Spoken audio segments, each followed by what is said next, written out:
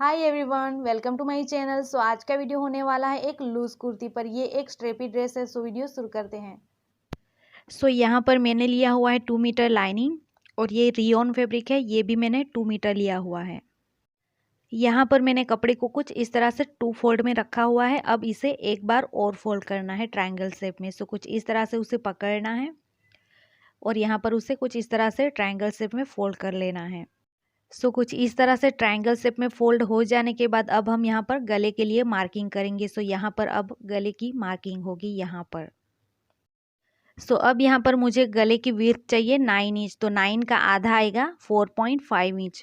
लेकिन मैंने यहाँ पर 1 इंच एक्स्ट्रा लिया हुआ है, तो मैंने यहाँ पर 5.5 इंच पर लिया हुआ है। अगर आप ज़्यादा हेल्दी हो तो यहाँ पर 1 इंच एक्स्ट्रा ऐड कर सकते हो। सो कुछ इस तरह से थोड़ा सा नीचे से आप 6.5 पर मार्क कर सकते हो। सो आप ज़्यादा हेल्दी हैं तो ही आप 6.5 पर मार्क कीजिए, नहीं तो आपकी गले की विड्थ बहुत ज़्यादा हो जाएगी। तो यहाँ पर मैं कुछ इस तरह से 5.5 पर ही यहाँ पर मार्क कर लूँगी। सो अब यहाँ पर मार्किंग हो जाने के बाद ये मेज़रिंग टेप को कुछ इस तरह से कोने पे रखना है और जहाँ मार्क किया हुआ है वहाँ पर देखना है कितना मेज़रमेंट आया हुआ है। तो यहाँ पर मेरा ये 7 इंच है, तो यहाँ पर 7 इंच के अकॉर्डिंग हमें यहाँ पर बीचों बीच मार्क कर लेना है। सो कुछ इस तरह से बीचों बीच मार्क कर लूँगी और यही मेज़रमेंट हमारा यहाँ पर भी आना चाहिए। सो अब यहाँ से हमें कुछ इस तरह से उसे ड्रॉ कर लेना है।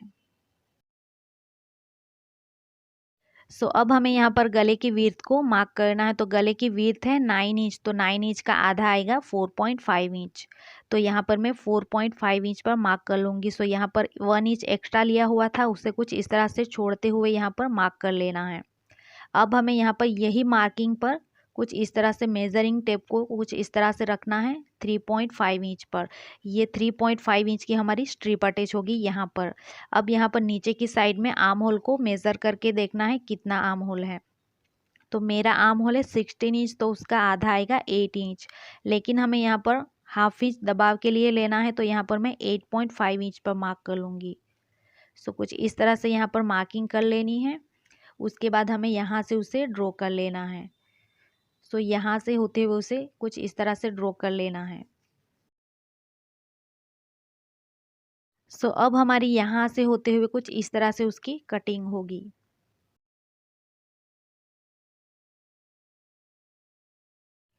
यहाँ पर ये कटिंग कंप्लीट हो चुकी है। अब यहाँ पर जो बंद वाली साइड है उसे कट करके अलग कर लेना है यहाँ पर।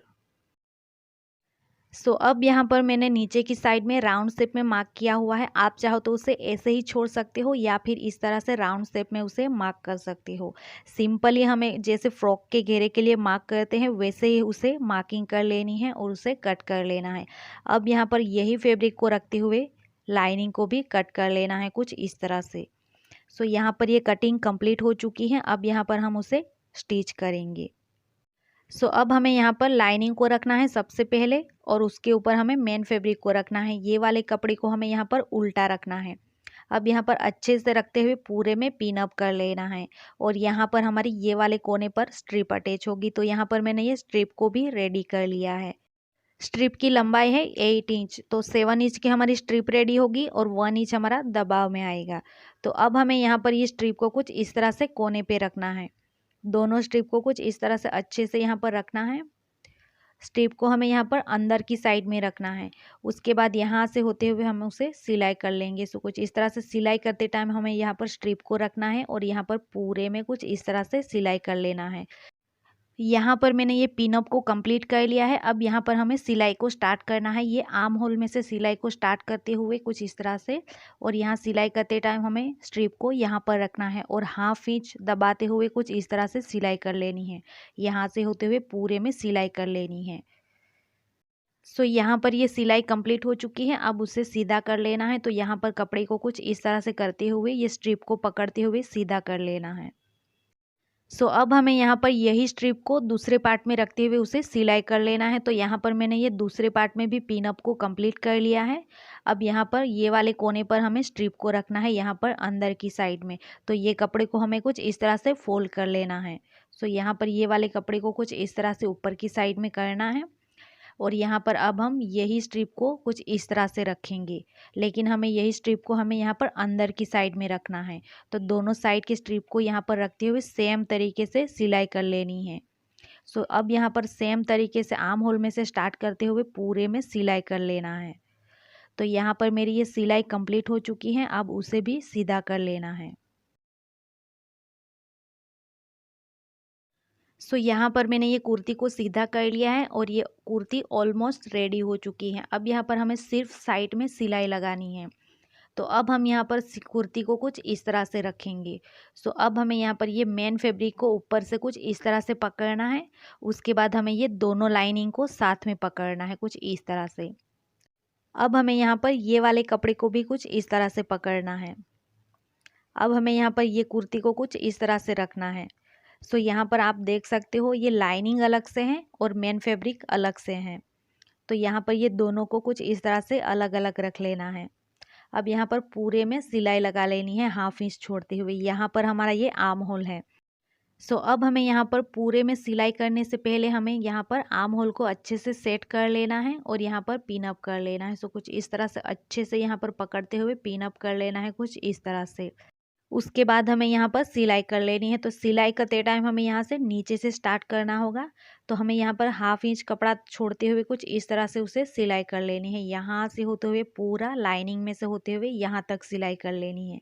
तो यहाँ अब मैं पूरे में सिलाई कर लूँगी। सो उसके बाद हमें यहाँ पर ये वाली साइड में भी यहाँ से होते हुए कुछ इस तरह से सेम तरीके से यहाँ पर सिलाई कर लेनी है। तो सिलाई करते टाइम यहाँ आर्म होल में पिन अप करके यहाँ पर सिलाई कर लेनी है। सो यहाँ पर मेरी ये सिलाई कंप्लीट हो चुकी है। आप यहाँ पर देख सकते हो ये कपड़ा कुछ इस तरह से आगे पीछे है।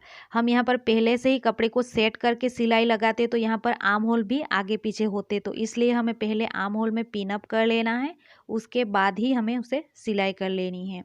सो अब हमें यहाँ पर उसे पलटाते हुए सीधा कर लेना है। सो यहाँ पर मैंने ये कुर्ती को कुछ इस तरह से ये सीधा कर लिया है। तो हमें यहाँ पर लाइनिंग को और मेन फैब्रिक को अलग अलग रख के स्टिच करने से हमारी सिलाई कुछ इस तरह से आती है। ये ऊपर की साइड में और नीचे की साइड में भी सेम सिलाई आती है।